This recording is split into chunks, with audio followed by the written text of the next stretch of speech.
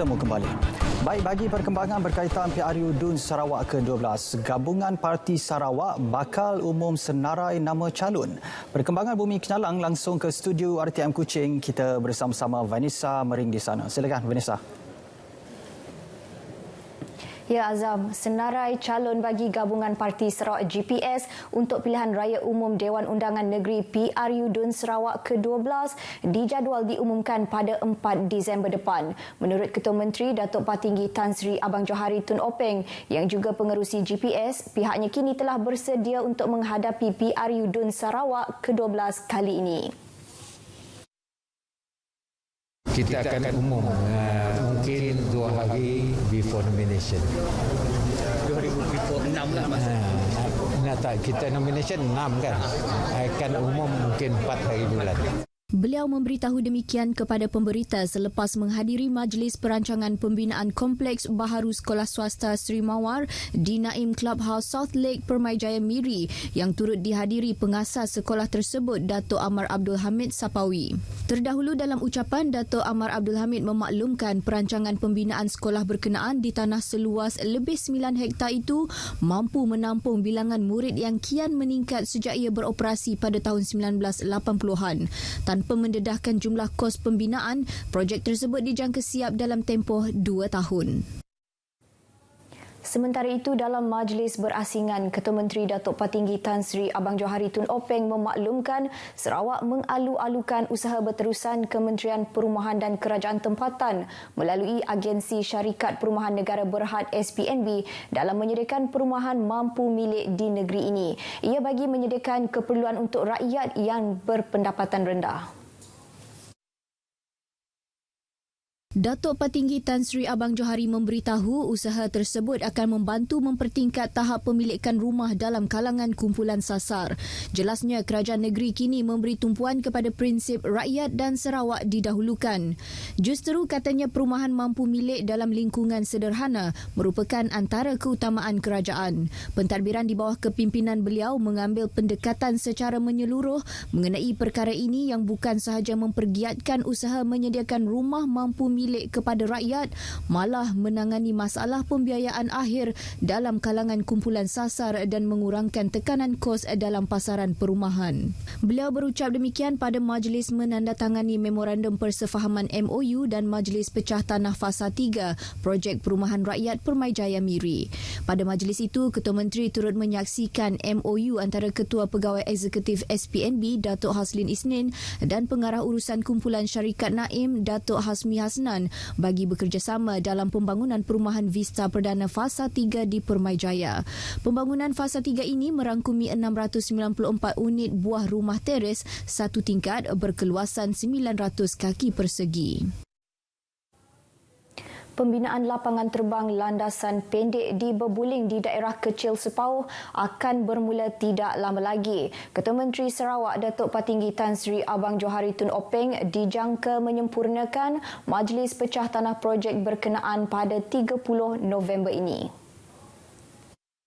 Timbalan Ketua Menteri Datuk Amar Douglas Uga Emas semalam berkesempatan meninjau tapak projek itu bersama-sama dengan penyandang Dewan Undangan Negeri Layar, Datuk Gera Rentap Jabu, Residen Bahagian Betong Richard Abu Nawas dan Jurutera Jabatan Kerja Raya Bahagian Betong, Charles Lee Francis Kureng. Projek lapangan terbang Bebuling salah satu dari 2 projek lapangan terbang landasan pendek yang akan dibina di negeri ini melibatkan kos RM108 juta. Ia dijadual siap pada September 2023. Projek yang kedua adalah lapangan terbang landasan pendek Bukit Mabong di Kapit dengan kos pembinaan RM173.5 juta. Menurut Datuk Ahmad Douglas, pembinaan lapangan terbang di Sepauh merupakan salah satu inisiatif kerajaan negeri untuk menjadikan Sarawak sebagai pengeluar makanan menjelang 2030. Ke arah itu, 250 hektar kawasan di Bebuling juga telah dikenal pasti untuk pelaksanaan taman agro yang akan dibangunkan berdasarkan konsep pertanian pintar. Lapangan terbang Bebuling nanti akan menampung keperluan pengangkutan serta logistik bagi tujuan pemasaran produk pertanian. Sebuah keluarga yang kehilangan tempat tinggal berikutan satu kes kebakaran pada awal tahun lepas di Kampung Surabaya Ulu Kuching kini menerima kunci rumah kediaman baharu menerusi program Rumah Sejahtera Pantai Damai. Menteri Muda di Jabatan Ketua Menteri Hal Ehwal Islam dan DBKU, Datuk Dr. Abdul Rahman Junaidi hari ini hadir menyempurnakan majlis penyerahan kunci tersebut kepada penerima Muhammad Napiah Abu Bakar bersama isteri serta 5 orang anaknya. Menurut Datuk Dr. Abdul Rahman Junaidi yang juga penyandang kerusi Dewan Undangan Negeri Pantai Damai, program ini untuk membantu menyediakan rumah kepada golongan kurang bernasib baik. Kali ini rumah Muhammad Napiah adalah rumah yang ke-6 yang telah pun kita bina. Jadi kita memulakan program ini seawal tahun 2019. Dan sekarang ini kita dah membina rumah yang ke-6. Sebelum ini kita telah pun membina rumah sejahtera di Kampung Rampangi, Kampung Buntal, Kampung Temedak dan juga Kampung Jaya Bakti.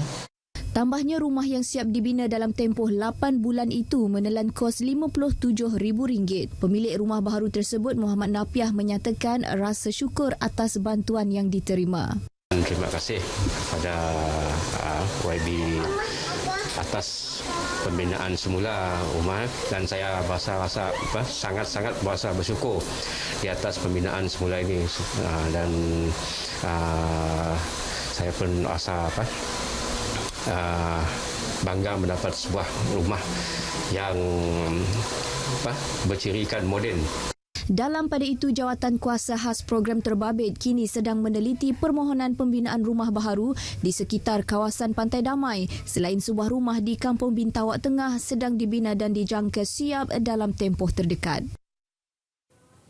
Sejumlah RM15 juta diperuntukkan kerajaan negeri untuk pelaksanaan projek tapak penurunan bot bomba yang dijangka dilaksana awal tahun hadapan. Perkara tersebut disuarakan sendiri oleh Menteri Muda Pemodenan Pertanian Tanah Adat dan Pembangunan Wilayah Sarawak, Datuk Dr. Abdul Rahman Ismail.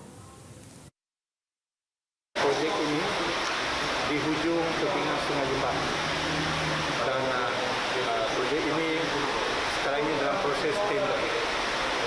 InsyaAllah dia akan dimulakan selewat-lewatnya pada awal tahun depan 2022 dan dijangka pembinaannya dalam 18 bulan.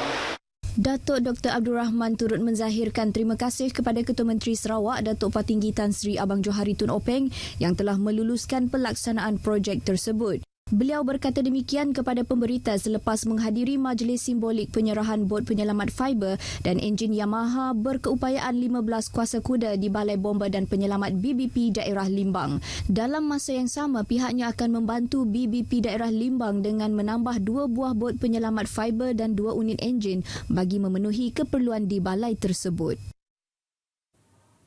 Lembaga Multimedia Sarawak SMA merayu pemilik tanah di negeri ini untuk bekerjasama dengan membenarkan kerajaan menggunakan tanah mereka bagi membina lebih 1,000 menara dalam masa setahun akan datang. Pengurus Besar SMA Dr. Zaidi Razak berkata di bawah Suruhanjaya Komunikasi dan Multimedia Malaysia MCMC sebanyak 636 menara akan dibina dan tambahan 300 menara oleh kerajaan negeri menerusi Perbadanan Ekonomi Digital Sarawak SDEC dengan 300 menara kini sedang dalam pelaksanaan. Jelas Dr. Zaidi Razak, lebih 1,200 menara dijangka akan disiapkan menjelang tahun 2022. Tambahnya, kerajaan memahami tanah merupakan isu sensitif namun terdapat keperluan untuk membina menara berkenaan untuk meningkatkan kesalinghubungan jaringan komunikasi di Sarawak. Menurut beliau, sejak pelaksanaan inisiatif Sarawak Linking Urban Rural atau saluran Januari tahun ini, liputan kawasan telah meningkat dari 54.2% kepada 93.6% Liputan 4G juga bertambah baik dengan penyiapan 150 Sarawak Rural Broadband Network dan 71 jalinan digital negara. Katanya ini selaras dengan sasaran untuk menyediakan penembusan internet melebihi 90% menjelang tahun 2025. Dr. Zaidi menyatakan demikian selepas memberi taklimat kepada delegasi MCMC yang diketuai pengarahnya Adiman Ajem di Pejabat SMA di Kuching. Sementara itu, Adiman berkata MCMC perlu melabur 4.01 juta ringgit untuk membina 636 menara termasuk naik taraf rangkaian 4G, fibrilasi dan penyelesaian interim satelit. Dengan itu, sekian perkembangan berita dari Sarawak. Kita kembali bersama Azam di Angkasa Puri. Silakan. Baik, Vanessa, terima kasih. Langsung dari Sarawak. Baik, sebelum kita ke